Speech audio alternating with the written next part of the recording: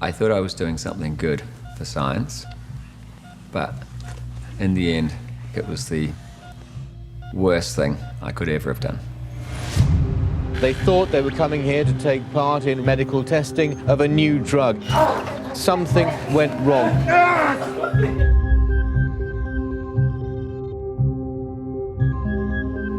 When you take a new drug into humans for the first time, it's never without risk.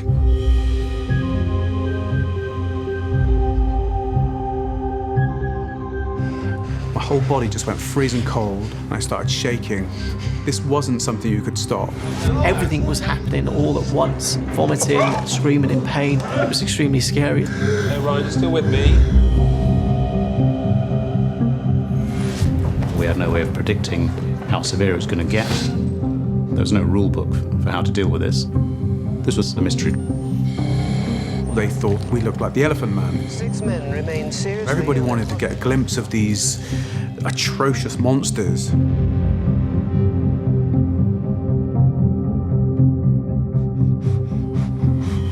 As a never event. It should never happen. It was profound. I mean, this is unprecedented. It was like a horror movie with the way it was set up.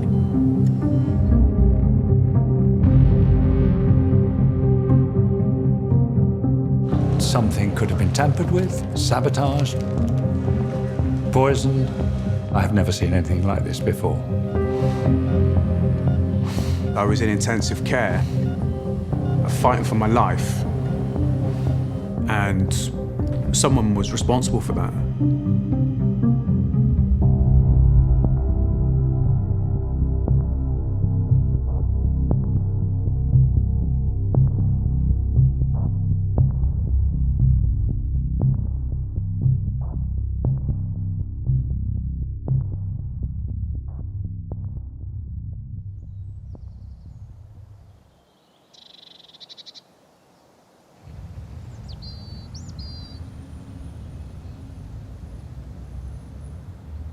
Parexel is a large multinational contract research organisation. They had a site which they leased from Northwick Park Hospital, and they were doing clinical trials independently from the hospital on early phase development of new drugs.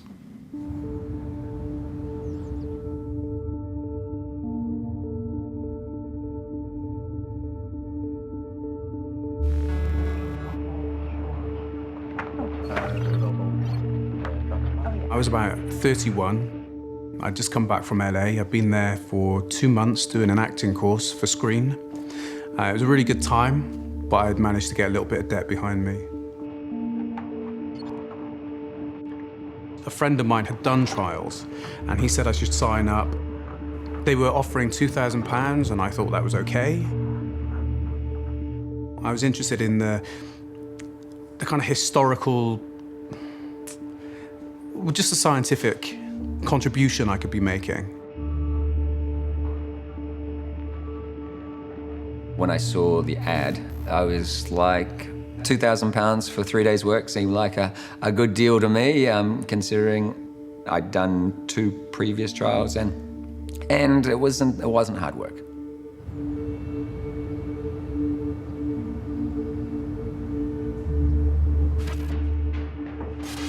When I first arrived at the Parexel unit, I was running late. I was only 23, so I was a baby. And I just finished university. I was in between a couple of jobs. Medical trials were kind of like a get-rich-quick scheme. Hiya, come take a seat. A no-brainer, really. It's just some information for you to look through while we're dealing with the preliminaries. After we had some tests done, we received a pile of paperwork. There was a doctor there. Ah, there we are. I think we were missing someone. And he quickly went through what the drug was going to be about. The drug itself was supposed to be able to treat leukemia. TGN-1412 is a type of drug called a monoclonal antibody. It's important to realise, I think, that we stand on the threshold of a revolution in the way certain types of illnesses, particularly cancers, are treated. the traditional approach to treating cancers has been options such as surgery, chemotherapy, or radiotherapy. Chemotherapy agents, as you probably know, are essentially poisons. So TGN-1412 was intended to treat cancers by educating our own immune system into dealing with them. Now that's clearly a preferable option. I thought it's a nice thing to do these trials because not only am I getting some cash for participating, but it's helping science and it's going to help cure people further on down the track, hopefully. Thanks for that. And you get paid as well, so bonus. So just Every one of the drugs that we all commonly use were once first used in humans. They have to go through that stage before they go into bigger trials and then into widespread use.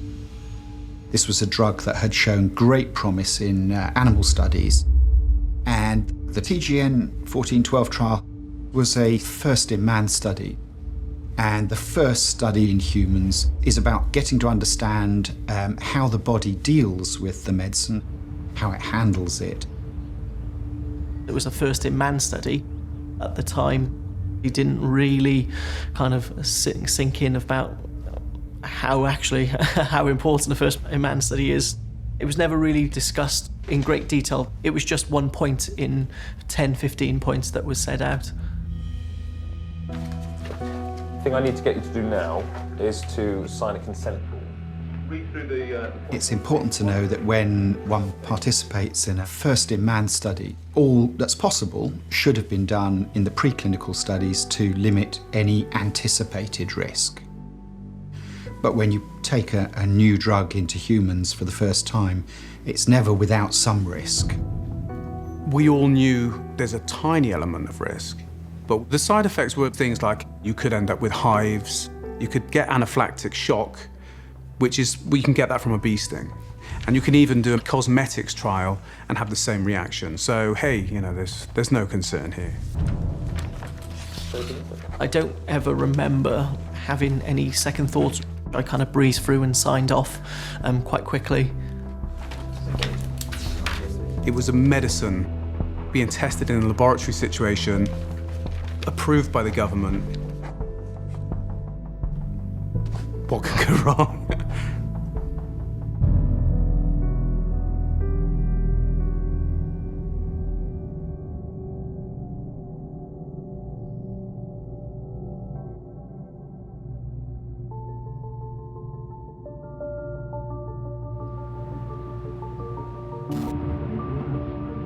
The trial was a double-blind, randomized, controlled trial.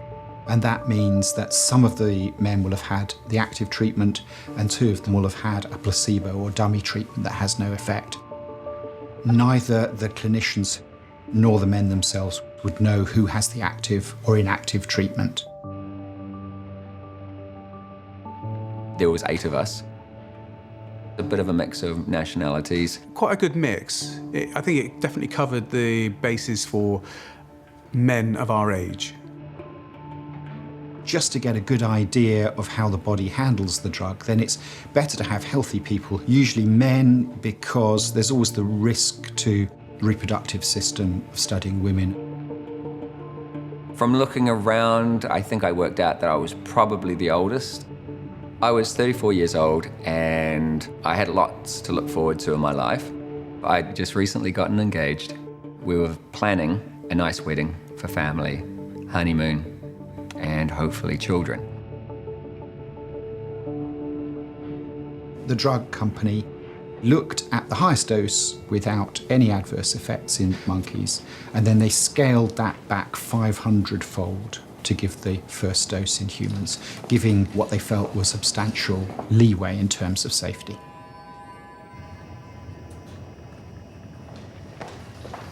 Let's get started. Number 1, you're first. With hindsight, being the first person to receive a drug, which is the first time in humans, yeah, probably not the smartest thing.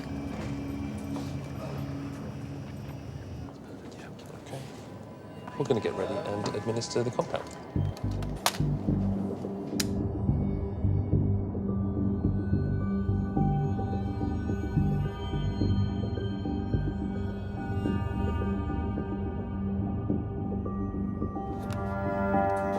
start the machine.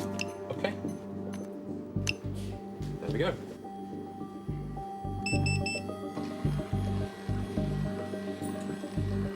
As a medical student, I volunteered for lots of drug trials to make extra money. After I graduated, I worked as a junior doctor in hospitals before joining a private drugs company that ran trials. I'd been involved in more than 300 trials when I was put in charge of testing a new drug. Right, comfortable? Yeah. Great. All right, well, we'll come and check on you again in a few minutes. Right. Cool. Great.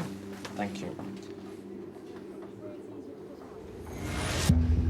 Just gonna get everyone else going.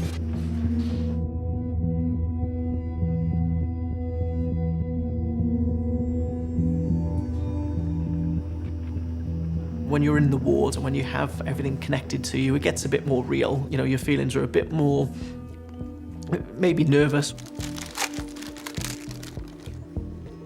You're kind of just locked in a sense that you're going to be here now. This is where you are. You're not going to move.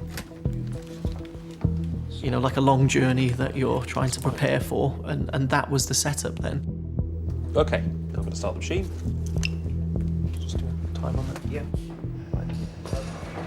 The whole process was quite quick. Once they finished with myself, they moved over in there. But obviously the drug was still going in at the time.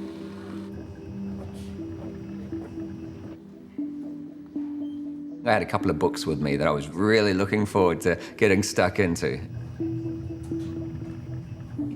And the first side effect I noticed would have been a headache. And it was just a slight headache to start with, around about 20 or so minutes after receiving the drug. But then that got worse and worse and worse.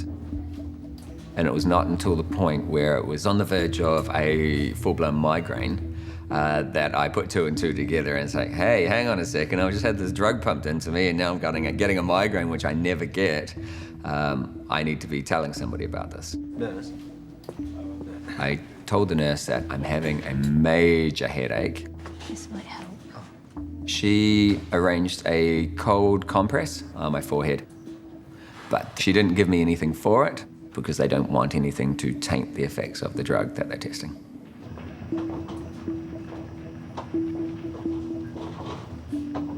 I know they'd been in the previous ward and activated their syringe, and then they came into ours. So, you're number 5, you're first on my list. How are you feeling? All right?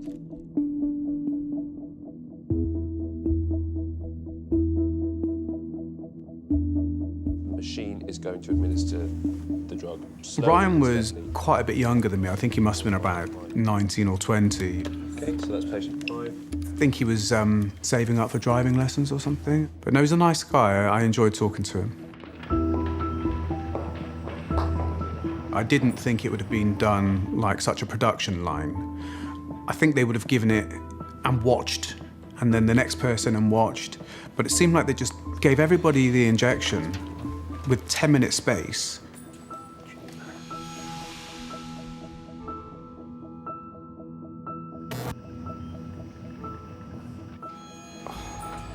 The headache got progressively worse to a migraine, but it was slightly different to a regular migraine, whereas it was coming in waves. It would get really bad, then it would sort of ease off a little bit, then it got really bad, then it would ease off, but over a period of like minutes. It was only a short period of time before the incident started to occur. And I remember still reading my book and I hadn't got too far into it. David was complaining that he was burning up and his body was getting really hot and his head was hurting. He had to take his top off because he just couldn't handle how hot he was getting. I started thinking, is this going to happen to me? Still the headache? Yeah. I'm assuming that maybe I'm a bit slower, maybe it's going to kick in shortly. It was daunting, it was extremely scary. I'm really surprised that they didn't stop the trial next door. From what was happening to us, they had a chance to save 1 or 2 guys. Okay. Good evening, 007. I've really got to get some new When they put the syringe onto that mechanical device, Okay. pressed go on the machine. You could hear the noise of the syringe pump as it was infusing us.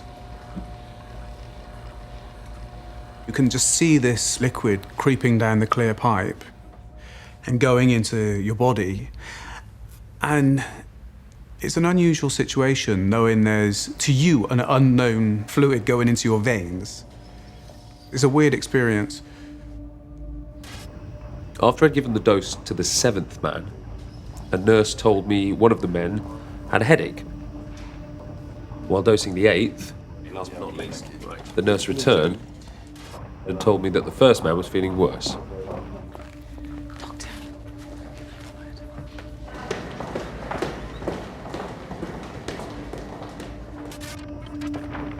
It was an instant point of like, bang, severe back pain in my lower back. It was way worse than the migraine. How are we doing, David? I was trying my hardest to twist and turn to find a position that I could feel less pain. I couldn't understand it.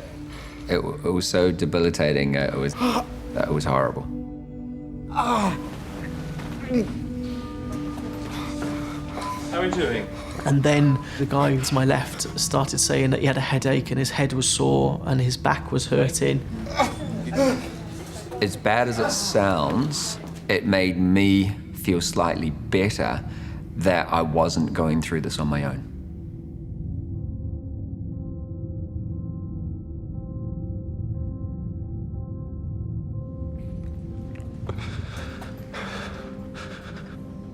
Once we'd been injected, within a minute or two, I was feeling like I had hypothermia. It was a bit like if you could imagine being dipped into ice quite rapidly. My whole body just went freezing cold and I started shaking. This was like this, shivering with cold, but I wasn't cold.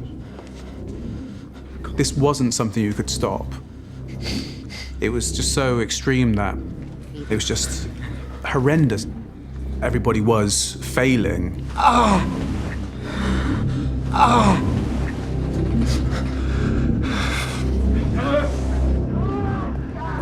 Then they tumbled like dominoes.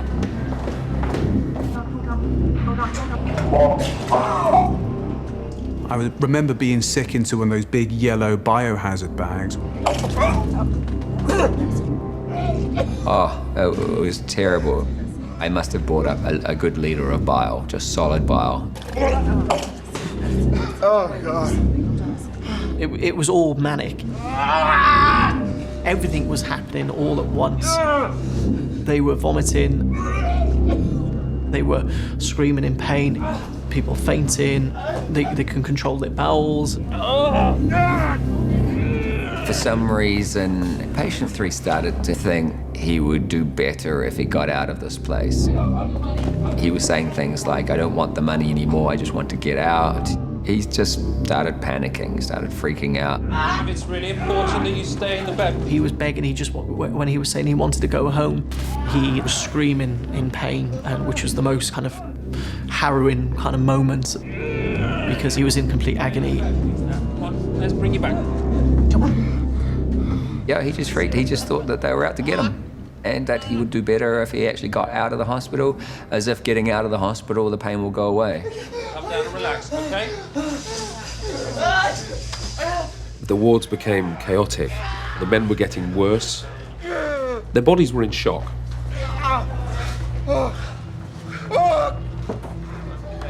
There was chaos. The nurses were taken off guard. I remember the doctors not knowing what to do. They were probably afraid.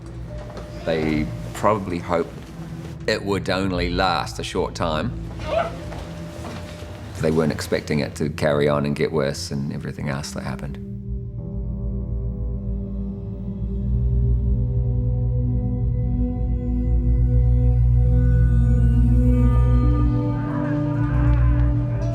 It was like a horror movie with the way it was set up. As time was progressing, you're just kind of thinking, is this going to happen to me? It's like going on a roller coaster. You know it's going to be scary. You're thinking, oh no, why am I doing this? Why am I doing this? They close the curtains. You're just there, left with nothing, just noises.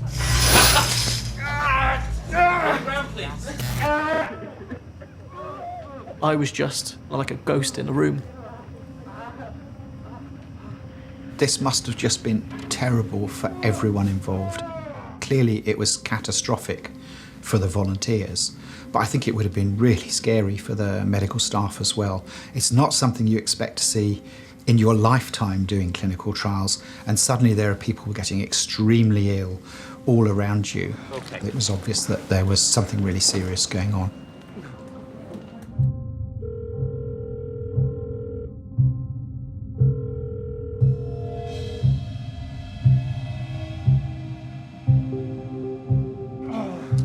I couldn't reach the medical registrar. I ended up running down 2 flights of stairs to the intensive care unit and grabbing the first 2 doctors I saw.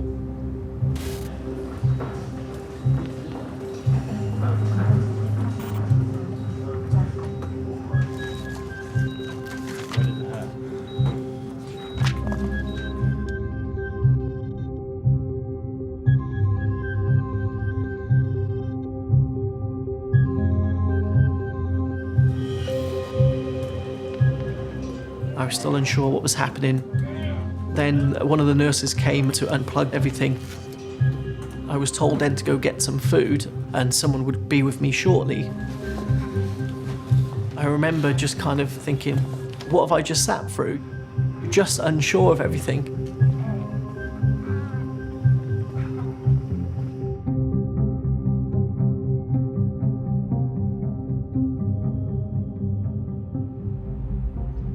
Then I was told to collect my things. I came back and the ward was empty. 1 minute you're in a ward with patients who sounded like they're fighting for their lives, and then you come back and they're gone. It was so surreal. What's going on?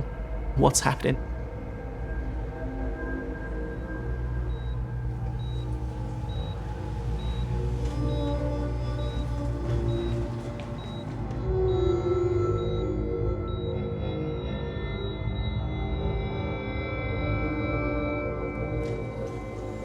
The lights were kept dimmer in there, and I'm pretty sure I was falling asleep and waking up, falling asleep, waking up.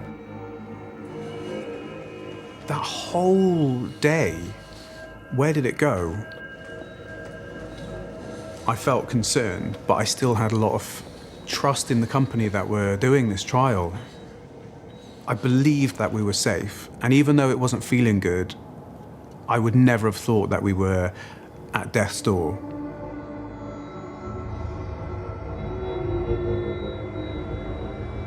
It had become quite dark outside. Hours had passed. And then there seemed to be a problem with Ryan. No, Ryan, you're still with me. Talk to me. Tell me how you're feeling. All of a sudden, some surgeon guys came up. Okay, what's been going on here, Doctor? He's just his respiratory. And they drew the curtain around him. I remember then, a few of us were looking at each other like, what's going on here? Because it's quite worrying.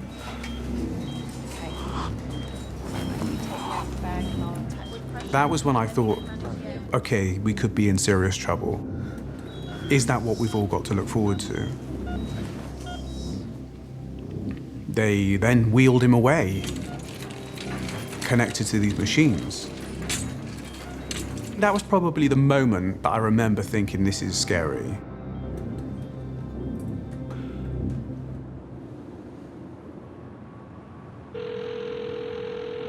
I wasn't scheduled to be on duty that night. I was having supper with my wife when the phone call came in. My colleague explained the situation. A drug no human had had before, an unknown illness. There were 6 of them. One of them intensive care. Things were changing very quickly. They were deteriorating in front of us. I said, look, this is clearly unprecedented. I'll come in. And he said words to the effect of, yes, that would be a good idea, although shorter and more expletive. So I walked through to the intensive care unit where the first two patients had been brought down, looking at him as an intensivist. He was really as unwell as anyone I've seen. His blood pressure was very low, and the settings on the ventilator showed me that, again, his lungs had been quite badly affected. We were having to set things to a fairly high level to keep him safe and stable. So it was clear that this was a very serious situation. We also knew there were 5 more people up there who'd received the same drug. The clock was ticking. The rate at which they were deteriorating was very rapid. The doctors from the hospital were seriously concerned. This was in the hands of the NHS now. And they obviously have to, well, they've got a different criteria. They're in it for saving lives, not for making money as well.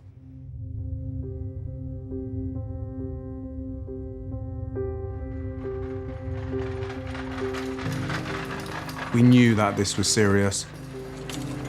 There was a feeling of who's next?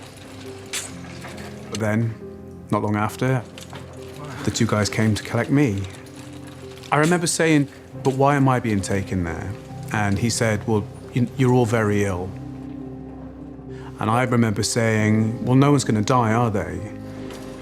He was reluctant to answer. And he was like, well, we'll see. The men all had multiple organ failure. Someone said it looked as though one man might die and that I might be charged with manslaughter.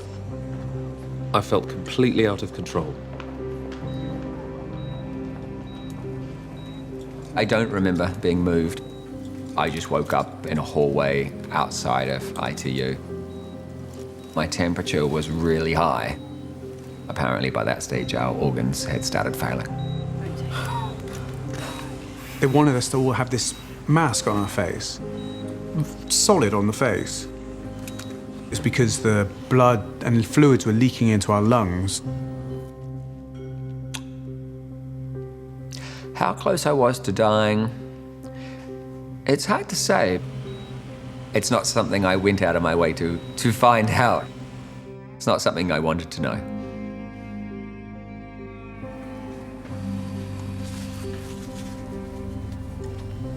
They were going into kidney failure.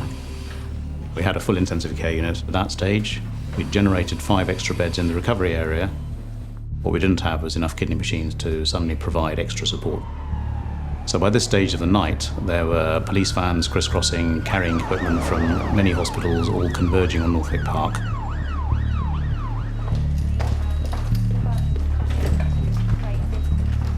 This was a major incident. By now, things were pretty complex. There were a lot of unknowns. There was no rule book for how to deal with this. Looking at them from the outside, they had unstable blood pressures. Their breathing was affected. They were developing organ failures. They looked like people who had become septic. This happens when you have blood poisoning from infection. They looked as though they might have an infection, so one of the possibilities was that the infusions were contaminated in some way. They'd all received injections from a batch of vials. So although it would have been made under sterile conditions, there is always a risk that something could have happened.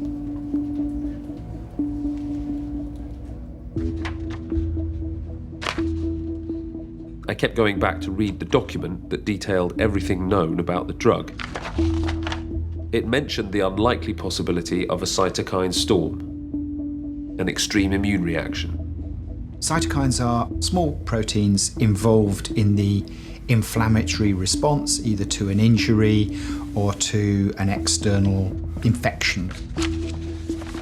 Cytokine storm is when these become superactive throughout the body. It leads to a cascade of activity, cells attacking other cells, immune cells attacking tissue, and that can lead to organ failure, inflammation, high temperatures, a very nasty outcome. The clinical trials team told us cytokine release syndrome is a possible side effect profile for this drug. The treatment for that would be to give very powerful immune suppressant drugs, high doses of steroids. The trouble was, if we did that and actually this was infection, If for some reason they were all reacting to a severe infection, then we could have made them worse rather than better. So I spoke to people for a reality check. We involved a lot of people. I got a call at 12:04 in the morning. At first, I didn't believe him because I just thought this was so incredulous to have 6 healthy volunteers in a first-in-man trial with such a drug all at once, being very unwell. I mean, this is unprecedented. From the signs and symptoms that my colleague was describing to me over the phone, it was more consistent with the cytokine release syndrome by that point in time. And it should be treated as so, and aggressively so. But if this was infection, then it would have the opposite effect. It would dampen down the immune system of 6 people who were fighting with an overwhelming infection. Patients could deteriorate to the point of death. These patients may die. So there was really no margin for error. It was a big decision to take, but it's one that we had to get on with, because even the drugs that we were giving for this would take time to work. So we made the decision. We would treat them as cytokine release syndrome.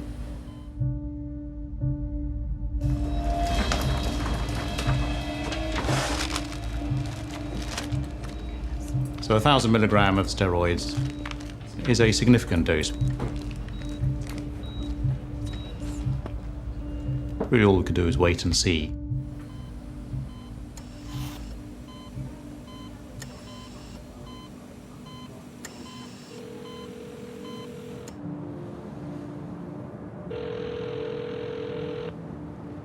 It was about 3:30 a.m. and my phone rang.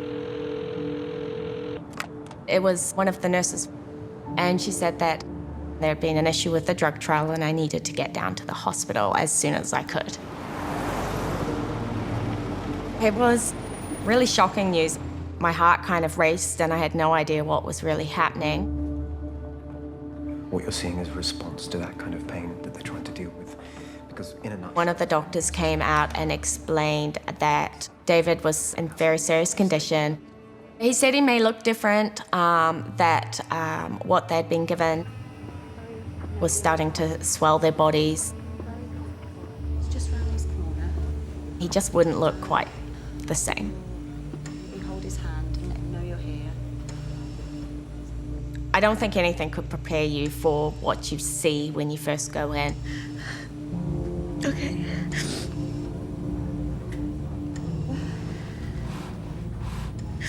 Right, come a little bit further, close to him. His cheeks were very swollen, so much so that his eyes were, they looked more like slits. His face was just round like a ball. And his stomach was huge. I thought he had had his hands on his stomach because it was that large, until I realized that his hands were actually beside him on the bed. It was pretty scary to see somebody you love suddenly be so disfigured from what you remember them just a day before.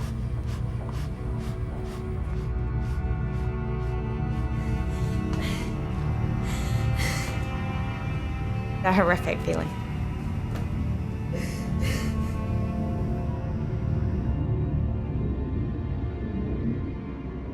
The drugs tests that went badly wrong.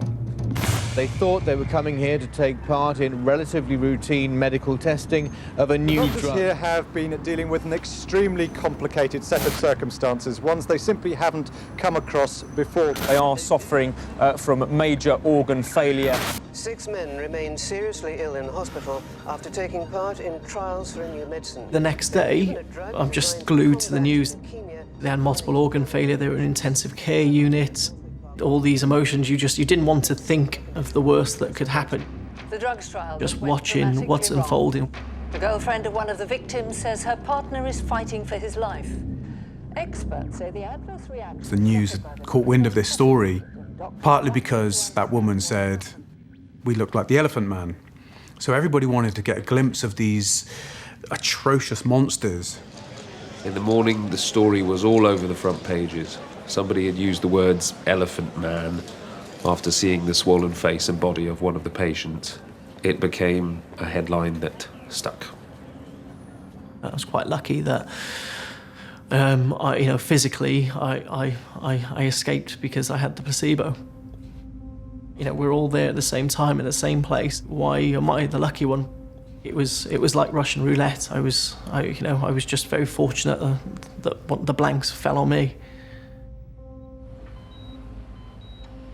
There were people appearing on camera, speculating what this might be, what might be going on. When anyone's admitted to intensive care and as they start to receive organ support, the treatment that we give them can make them look even more distressing. It can be a shock. The fluid that we give them can make them swollen because you're giving fluid in and it's leaking out. The cause of it was really not the clinical trial. Apparently they did pump in a lot of fluid, and it wasn't really until afterwards, talking about it with people that I realized how swollen we got and where we received the tag, the Elephant Men. They're treating the inflammation with every drug they can find, and a lot of questions to be answered. In something that the authorities say is virtually unprecedented in British medical history. The media interest, although very understandable, did add pressure to us. There were comments that this is very serious, they could all die. But it's left doctors at the hospital in a very difficult situation. It's unknown territory, treating a reaction to an untested drug. The patient had by now 2 doses of steroid, but we couldn't tell if the things we were doing were going to help in the long run. You give the treatment that you think is best. In this case, everything was deteriorating further. Scotland Yard has also become involved. It's trying to establish if there was any foul play at all, if any of the drugs had been tampered with in any way.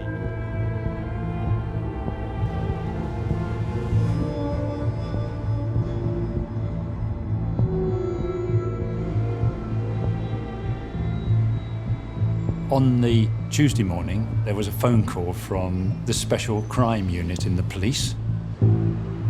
Something had gone very much wrong with a clinical trial.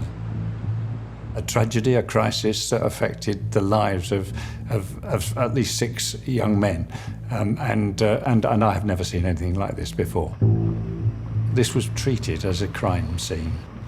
The police seized not only the drug that had been administered, but also the placebo. They seized clinical samples, blood samples. Something could have been tampered with, sabotaged, poisoned, and that these folk might have been the victims of such foul play.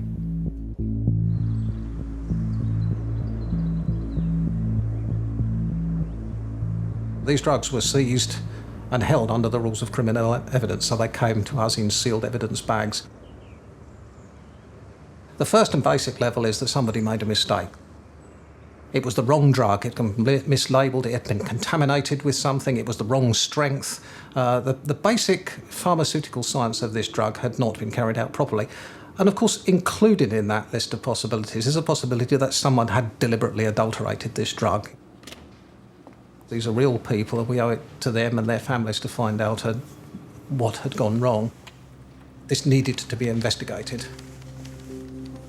While doctors at the Northwick Park Hospital are trying to save the lives of the 6 volunteers, other experts are already trying to find out why they all suffered such extreme reactions to what should have been a routine test. Underlying it all, this was still a mystery. We didn't know if this was going to get more severe or if this was the extent of it. David was in and out of consciousness all the time. He had enough strength to sort of squeeze my hand, but that was about it. And then he kind of dropped off again. All the doctors could tell her was that they were doing as much for us as they could, but they had no certainty on what was going to happen next. I can only, feel for them because it must have been a horrible time, especially, not knowing if they were going to pull through or not.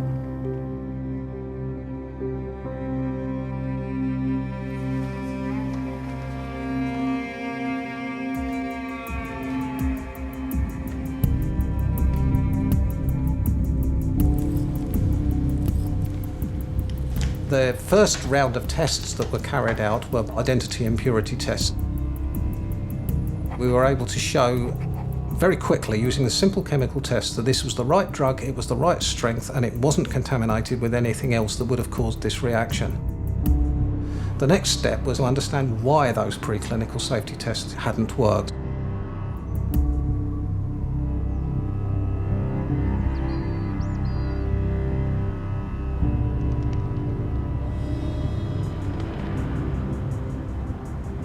Six men remain in intensive care this morning after falling dangerously ill while taking part in clinical trials for a new drug. Suddenly on Wednesday morning, we were doing a ward round and we said something's happened.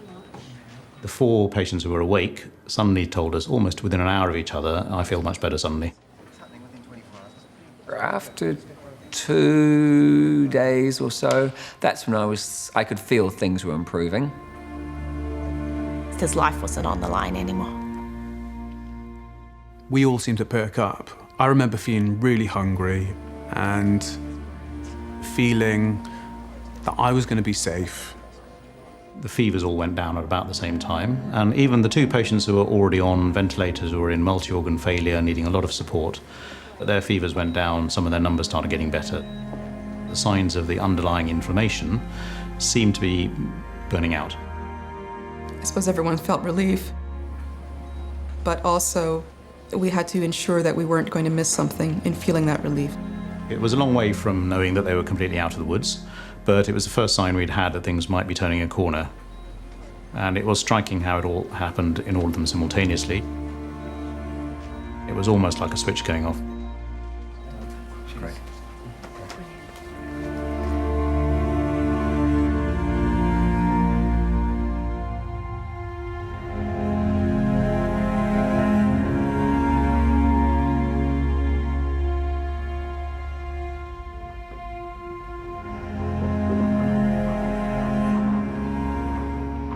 We were taken off the machines. The doctors felt that our organs were back to a state which they could start doing their job again. The intensive care unit was wonderful. I know there's a few other drug trial companies out there that are not located in a major hospital. And if I'd been there when this had happened, wow, I guess I might not have been so lucky. I'm very proud of the teamwork that people showed. Everybody. And the way the hospital as a whole responded to the challenge. Just a fantastic example of how people come together when things get really tough in a very unprecedented event. I knew that I'd been very ill and I was still recovering, but if it wasn't for Dr. Ganesh and his team, which I'm sure we're all very grateful for, making those decisions, it'd be a very different story. We're really lucky to have had the NHS. The company running the trials, Parexel, has apologised to the families concerned. Well, they do though warn that at this early stage, it is still difficult to make a comment about a longer-term prognosis for all of these patients. You know, there are different types of recovery phases. The blood counts will start to recover in a different way over days. The liver enzymes will start to respond in a different way over a month. Even anemia, which comes as a consequence of cytokine storm, takes up to 6 months to recover. So there are different phases of recovery from cytokine storm, especially one as severe as this. I was watching some TV show which talked about us, why we did it, should we have done it, what we should deserve compensation-wise, and I thought I wanted to get solicitors involved. After the trial took place, some of the trial participants wanted some legal advice as to what they should do next. They were feeling incredibly shocked and frightened, had no idea what the future held for them at that point. There was the huge concern about cancer and any autoimmune diseases. There was a concern also that it may impact on their ability to have children. It's quite a stressful situation, really. My organs were back working, but I was like an 80-year-old. My muscles were just wasted away. What was in the drug or the storm it created, it's supposed to like attack cells such as bad cells like cancer and things like that, but because we didn't have anything like that, it started attacking our own tissue, our own muscle, and it just wasted away our muscles.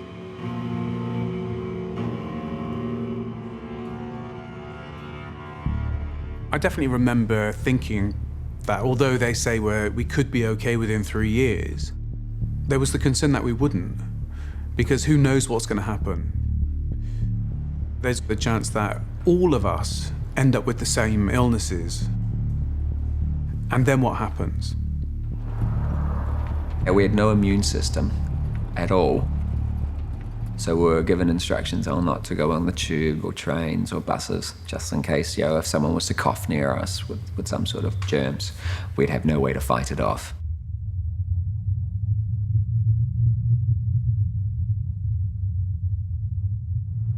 I knew he was still in intensive care, and I wanted to give him a bit of support. So I went down to say goodbye to him, and he wasn't able to speak, so he was just like, I remember him showing his hands and a bit like, hey, what about my hands? I saw that his fingers had blackened, and there was no hope for saving those fingers. I realised that he was certainly in a worse condition, and he'd come off of this in a very bad way, and someone was responsible for that.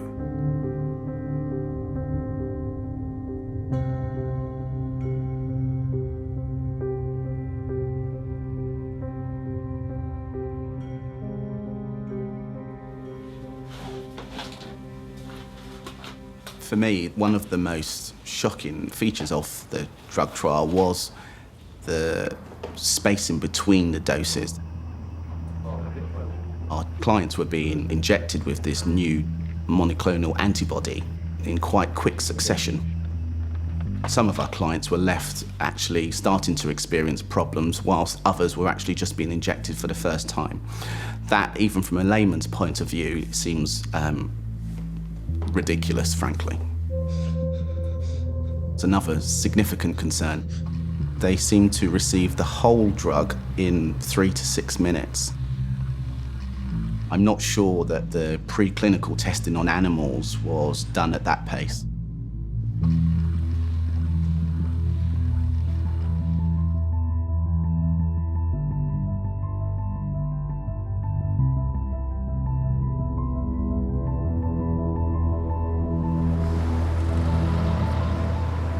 Once the lawyers were involved, we ended up doing a lot more blood tests and so on to try and figure out, how is our body recovering, how fast, how much damage has been done. And they found an anomaly in my blood, which is which is something that is quite often appears prior to cancerous lymphoma cells appearing. It was a big shock because by that point I thought we were starting to move on. We got married roughly 3 months after the drug trial. And of course, normally with wedding, marriage, you think about children afterwards. And that was something that I was very worried about, with the fact that having this cancer scare, even the effect, would the drug hadn't been in my system, is there any chance it could flow onto the children? Do you want a child born and then have the possibility of their father having cancer or dying soon after? I was very down. The worst down.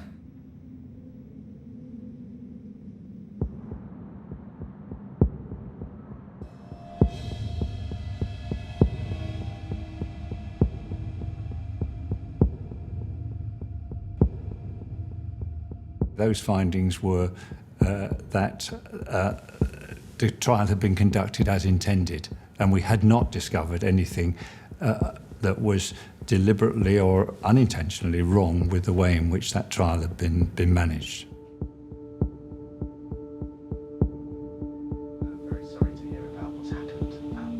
Our clients felt that the MHRA report was a report that was rushed out and, unfortunately, was a bit of a whitewash.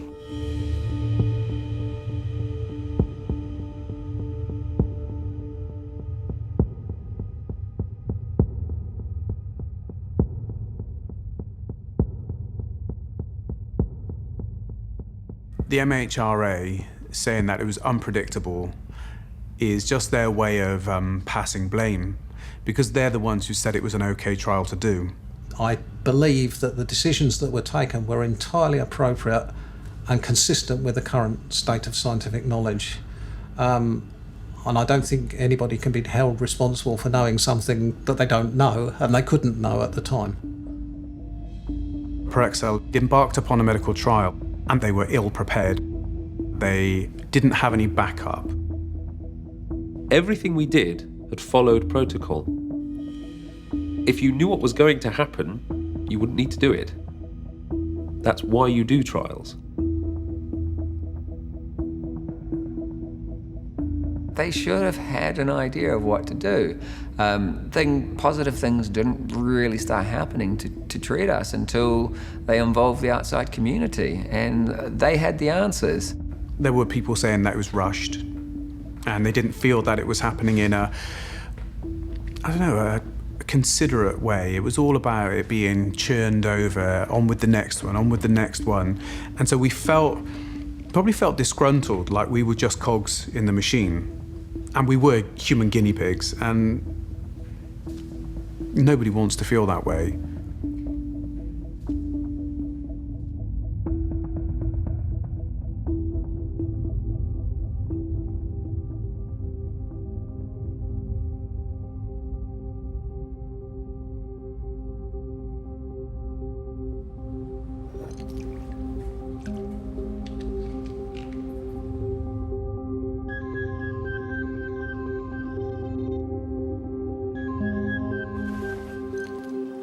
We had no scientific or rational explanation. It was dangerous in humans and completely ineffective in the monkeys. I think the biggest problem with that study was that 3 of the preclinical tests gave an answer which suggested there wasn't a risk, where there actually was. Over the next 3 to 4 years, we came to understand why. We know, of course, that macaques and humans are very similar species. The T cells, which is the particular cell of the immune system that this drug is supposed to target, have on their surface a molecular structure called a receptor, which binds to the drug. And when the drug binds to the receptor, the cell is stimulated to respond. We also know that the monkey T cell receptor and the human receptor are virtually identical. But despite the fact that the monkey T cell binds TGN1412, it has a very similar receptor to the humans. It does not respond to the TGN14 stimulus in the way that the human T cell does, and it does not stimulate this kind of T cell proliferation and cytokine response in monkeys without an additional stimulus. It's what one might call in a clinical trials community as a never event. It should never happen. And that's why this has changed how first-in-human studies are done internationally.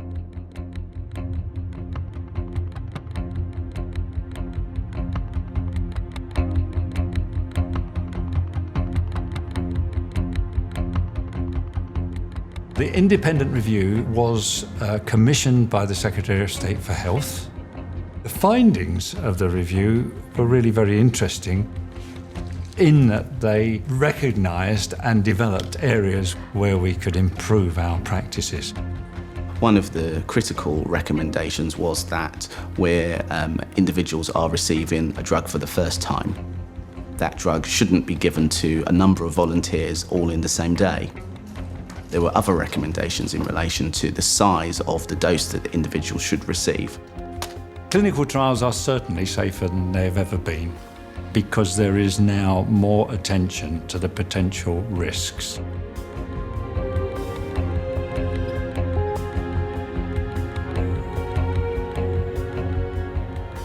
The report has been adopted by the European Medical Agency and therefore applied to the whole of Europe. So those are recommendations that have had a long and hopefully long-lasting effect. That was the last first-in-man trial I did. As doctors, we swear to do no harm. Oh, I felt guilty every day for years. I'd like to look them in the eye and say sorry.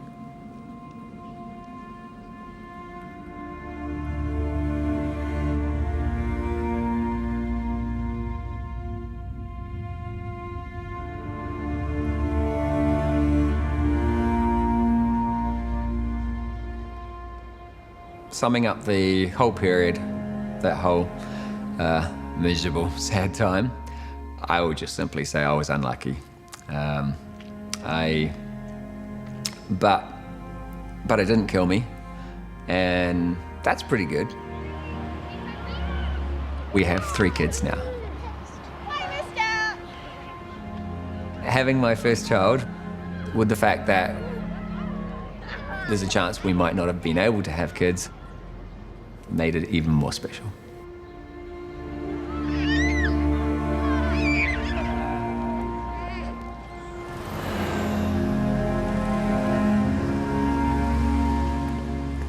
I think one of the things for me is that I'm glad to have been part of something that has reformed the whole industry.